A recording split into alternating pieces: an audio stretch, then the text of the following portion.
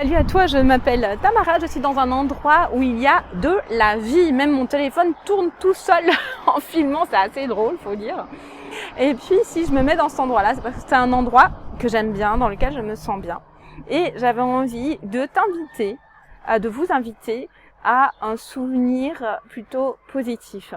J'ai vécu 4 interruptions de grossesse différentes les unes des autres, à des stades différents, avec des choix différents ou pas de choix selon lesquels, avec une manière d'arrêter la grossesse qui a été différente, en tout cas de 2 manières différentes, dont je parlerai une autre fois. Mais là, en fait, ce que j'ai envie de vous inviter, c'est un beau souvenir. J'ai envie de vous inviter à prendre quelques minutes, à vous peut-être vous poser ou peut-être d'être accompagné de quelqu'un quand vous racontez ce souvenir. Vous pouvez même bouger ce souvenir, parce que moi je travaille dans le mouvement, dans la résilience par le mouvement. Et puis j'ai envie de vous inviter à vous vraiment à vous connecter à un souvenir qui a été beau avant votre arrêt de grossesse, avant que la mauvaise nouvelle arrive. Je vais vous donner un exemple. Pour moi, ça a été le 1er mai, c'était il y a un moment, mais c'était le 1er mai, ma première grossesse et mon premier test positif, et j'en avais fait des négatifs avant, comme ça arrive souvent. Et j'étais dans la salle de bain et j'étais assise sur les toilettes. Donc j'avais fait pipi dans sur le petit truc là. Et puis en fait, au bout de quelques instants, le test était positif. Et en plus, c'était la Sainte Tamara, donc c'était une super surprise pour moi. Et je me suis précipitée dans la chambre en sautant sur le lit. C'était un dimanche, si je me souviens bien, ou un lundi. Et en fait, je me suis précipitée sur mon lit pour dire à mon mari, ouais, je suis enceinte.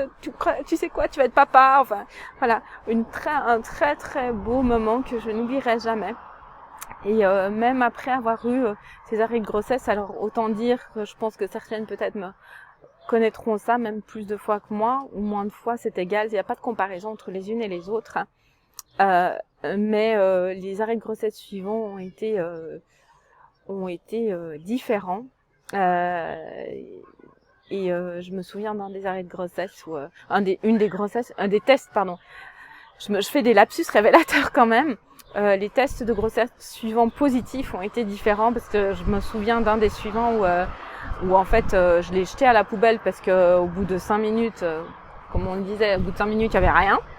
Et puis quelques minutes après, 10 minutes je crois, après le début du test, je me suis dit tiens, je vais jeter un œil quand même. Et puis je suis allée jeter un œil et il s'avère que c'était très très très légèrement positif, mais c'était positif.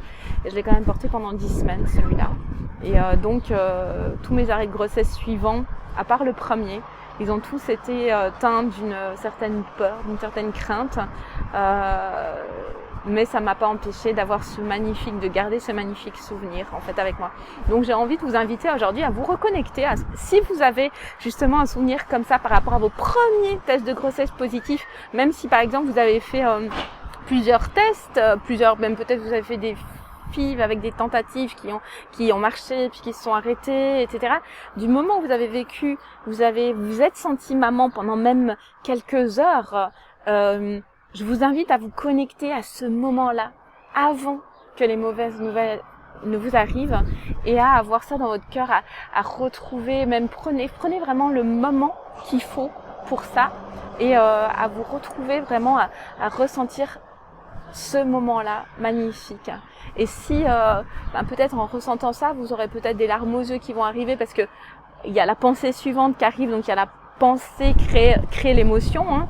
Donc penser crée l'émotion. Donc si je pense à ce beau moment, je vais avoir une émotion qui est peut-être de la joie, de la paix peut-être à ce moment-là, de l'excitation, c'est égal. Et puis il y a peut-être une pensée qui vient tout de suite après de la mauvaise nouvelle par exemple, et qui va vous faire peut-être monter les larmes aux yeux dans l'autre sens. Et c'est ok, et c'est complètement ok. Et dans ce cas-là, je vous invite à vous laisser quelques minutes, pas prolonger ce truc, pas se laisser aller, se laisser descendre et aller profondément dans le mal-être, mais vraiment même pourquoi pas 3 minutes, vous mettez un top chrono, vous autorisez à la tristesse qui suit, à pourquoi pas pleurer, mais à grosses larmes, peut-être même à taper, j'ai un coussin ici, moi, à taper dans le coussin parce que finalement, peut-être que le sentiment qui suit, c'est un sentiment d'injustice, aller taper dans ce coussin par sentiment d'injustice, à aller bouger 3 minutes, à aller bouger dans votre corps, à aller faire des coups de poing, à aller exprimer votre tristesse, à exprimer avec le mouvement, et n'hésitez pas à me poser des questions si vous avez, ou de commenter, ou dire voilà ce que ça vous a fait d'avoir un tel souvenir. En parler, que ce soit moi ou à quelqu'un d'autre, parlez de ce que vous ressentez, c'est hyper important. Je vous dis à bientôt, et voilà, je vous embrasse. Vous êtes sensationnels, ne l'oubliez jamais.